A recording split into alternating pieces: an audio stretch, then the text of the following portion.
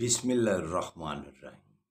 اٹھو مسلمانوں، اپنے مقدر جگا لو، نماز ادا کر کے اپنے اللہ کو منا لو۔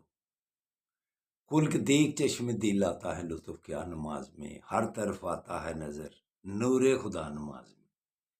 میرے دوستو، میرے برخوردارو، نماز کے بغیر کیا کہتا ہوں، زندگی زیرو ہے، زیرو۔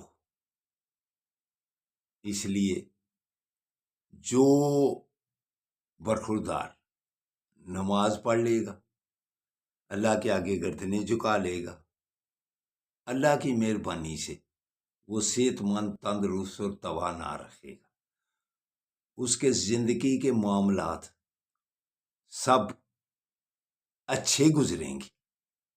اس کے بعد نماز پڑھنے کے بعد یا کریم، اللہ کا نام ہے، جو ورد کرے گا انشاءاللہ تعالی فرشتے بھی اس کے لیے دعا کریں گے کہ اللہ کے ناموں میں اتنی طاقت ہے۔ تو میرے دوستو، میرے برخوردارو، یہ وقت اللہ کے آگے گردنیں جھکانے کا ہے۔ علامہ اقبال بھی اس وقت کو خوب اچھے انداز میں پیش کرتے ہیں کہ اللہ کیا کہتا ہے قرآن پاک میں، ہم تو مائل بکرم ہیں، کوئی سائل ہی نہیں، راہ دکھلائیں کسے، کوئی راہ روے منزل ہی نہیں۔ تو میرے دوستو، میرے برخوردار،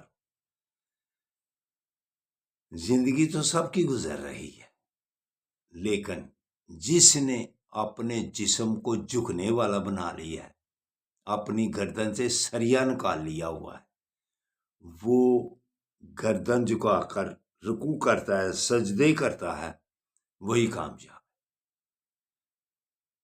اس لیے اس ایکسرسائز کو جو اللہ نے ہمیں، یہ یوگا ٹائپ ایکسرسائز ہے، یہ عبادت بھی ہے، فرض، اتنا اہم فرض ہے یہ کہ یہ سب سے پہلے جس فرض کے بارے میں پوچھا جانا قیامت والے دن، وہ یہی فرض ہے کہ اللہ نماز کہے گا پڑھتا تھا، نماز کا حساب سب سے پہلے لیا جانا۔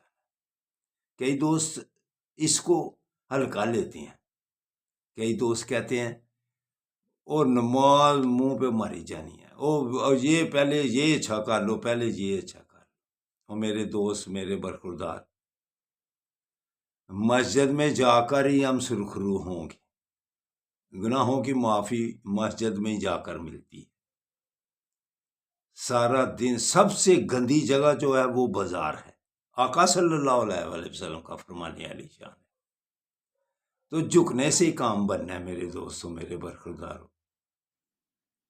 اس لیے جھک جانا ہی بہتر ہے۔ جھکنے کا وقت یہ جو ہے، سحری کا ٹائم، یہ ہمارے لیے بہتر ٹائم ہے۔ تو نماز 5 وقت ادا کر لو، ہم اپنے گناہوں کی معافی مانگتے رہیں گے، تو پھر اللہ کی مہربانی سے صحت بھی ٹھیک رہے گی، کاروبار میں بھی برکت آئے گی، ہر معاملے میں برکت آئے گی۔